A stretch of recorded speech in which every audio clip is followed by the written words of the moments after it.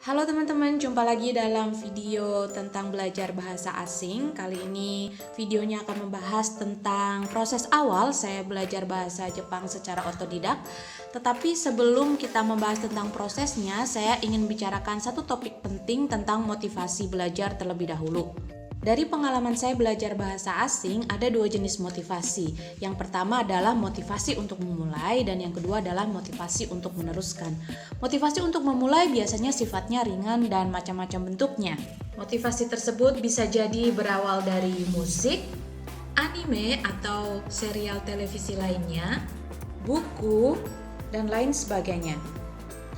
Yang kedua adalah motivasi untuk meneruskan, biasanya bersifat lebih filosofis seperti ingin mempelajari lebih dalam tentang budaya, sejarah, atau meningkatkan kemampuan berkomunikasi dalam bahasa tersebut. Nah, untuk belajar bahasa Jepang ini jujur saya masih berada pada tahap motivasi ringan atau motivasi untuk memulai terlebih dahulu. Pada tahap awal proses belajar bahasa asing seperti ini, ada dua hal yang saya lakukan. Yang pertama adalah persiapan, dan yang kedua adalah memulai proses belajar itu sendiri. Persiapan yang pertama, saya menyiapkan satu buku catatan khusus untuk belajar bahasa Jepang. Berikutnya, supaya tidak sesat, saya mencari panduan online, yaitu menonton video di YouTube. Ini adalah catatan saya dari mendengarkan dan menonton video tadi. Ada tahap-tahapnya, ada roadmap-nya di sini, jadi bisa diikuti supaya tidak bingung karena nanti ini prosesnya belajar sendiri. Yang pertama diminta untuk belajar hiragana, kemudian ada keterangannya di situ saya catat, belajar katakana dan seterusnya. Lalu saya mencetak huruf basic hiragana dan katakana. Ini yang katakananya di sini. Berikut dengan urutan menggoresnya. Ini sangat penting supaya tidak bingung ketika mulai menulis itu awalnya dari mana dan menarik garisnya seperti apa. Lalu saya mencari satu buku teks yang panduannya bisa diikuti. Sebenarnya ada banyak sekali di luar sana, tapi saya menonton beberapa video di YouTube, kemudian saya pilih satu yang kira-kira mudah diikuti untuk belajar bahasa Jepang menggunakan bahasa Inggris. Dan saya memilih buku ini, judulnya Genki, An Integrated Course in Elementary Japanese. Saya baca-baca di bab awalnya terlebih dahulu sebelum memasuki proses belajar hiragana dan katakana. Saya mempelajari atau membaca terkait pengetahuan dasar sebelum memulai belajar bahasa Jepang, dan saya rangkum poin-poin pentingnya di buku catatan ini. Nah, selanjutnya saya belajar hiragana. Saya menggunakan video ini di YouTube, Learn Hiragana All Hiragana in 1 Hour. Tapi ini cuma judulnya aja ya. Pada kenyataannya saya belajar hiragana ini seminggu karena prosesnya harus diulang-ulang, direview terus supaya hafal. Nah, karena bahasa Jepang memiliki sistem penulisannya sendiri yang baru dan cukup asing bagi saya, maka saya menyediakan satu buku khusus untuk coret-coret atau untuk menghafal cara menulis hiragana dan katakana. Dan supaya buku yang ini tetap menjadi buku catatan yang rapih, jadi untuk buku coret-coretannya saya sediakan buku tersendiri, yaitu ini. Ya, mohon untuk jangan salah fokus dengan sampulnya ya, meskipun memang ini buku catatan yang lucu. Siapakah bias teman-teman di sini? Oke, sekarang yang bikin video malah yang salah fokus ya. Kita lanjut aja ke poin selanjutnya. Dadah. Mengikuti pelajaran dari videonya, saya belajar hiragana per 5 karakter. 5 begitu. Kemudian nanti saya menghafalnya adalah dengan menulis di buku catatan coret-coret sekeremen ini. Dan untuk urutan menggoresnya atau stroke ordernya saya melihat di lembar yang sudah saya cetak ini. Proses menghafalnya pokoknya diulang-ulang menulis terus, kalau kata orang Jawa itu sampai elek. Setiap hari menggunakan sistem spaced repetition 5, 5, 5, 5, 5, 10, 15, 20 begitu seterusnya sampai selesai semua pelajaran hiragana. Setelah hiragana selesai, selanjutnya adalah belajar katakana. Prosesnya sama, masih dari channel yang sama, yaitu Learn Japanese with JapanesePod101.com. Learn all katakana in 1 hour. How to write and read Japanese. Masih bersama guru yang sama, yaitu Risa Sensei. Ini sama juga, videonya tulisannya adalah 1 jam 1 menit, tapi pada kenyataannya tentu membutuhkan beberapa hari.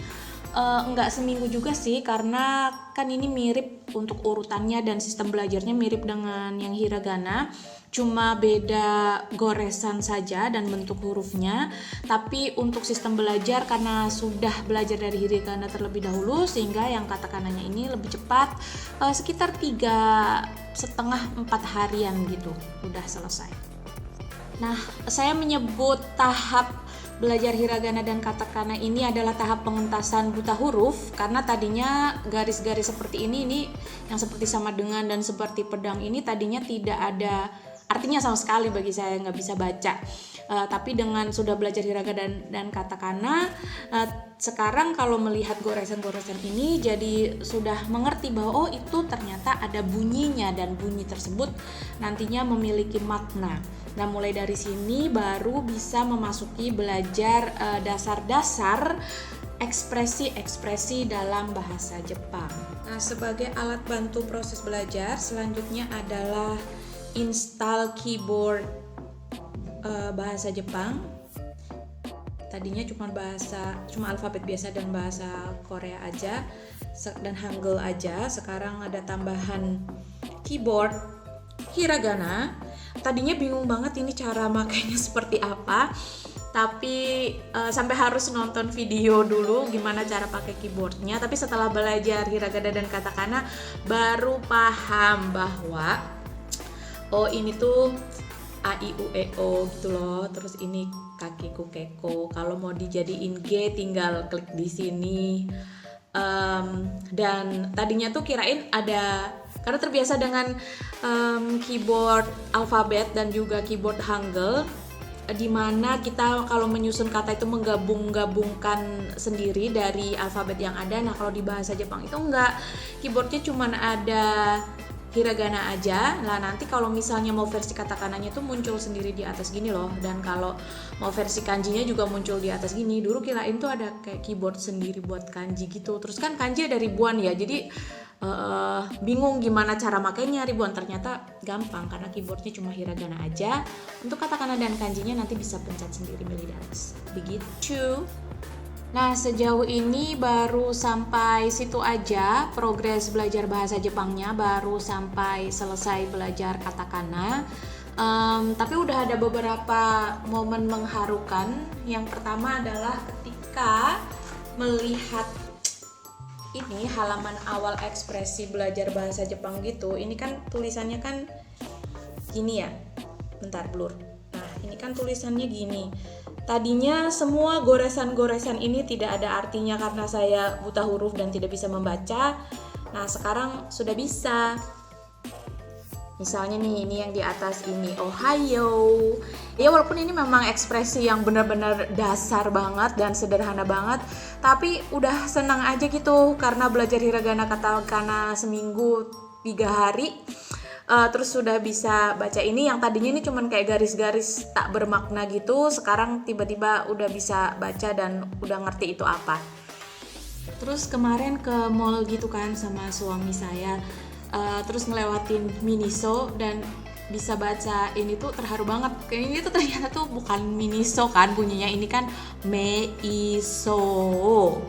Terus I told my husband proudly, padahal baru bisa gitu doang, tapi kayak udah bangga banget ya, nggak jelas gitulah, namanya juga baru saja mengentaskan diri dari buta hiragana dan katakana ya, jadi masih excited gitu.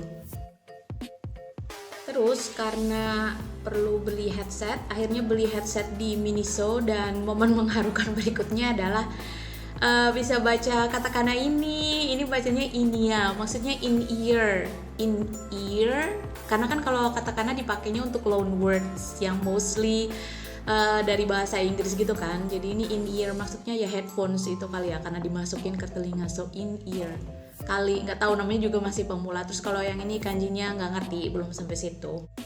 Nah terus tadi di kamar mandi juga terharu lagi karena ngelihat sampo ini, dan ini ada katakananya gitu di atasnya, dan bisa baca kan ini fuke, ini kanjinya nggak tahu. Terus shampoo, mungkin sampo anti ketombe kali atau sampo ketombe gitu kali ya, karena kan ini zincnya memang sampo anti ketombe. Udah gitu dulu, maaf kalau Nora maklum baru banget bisa baca. Untuk update belajar selanjutnya nanti insya Allah videonya akan diupload lagi. Sampai jumpa di video selanjutnya teman-teman.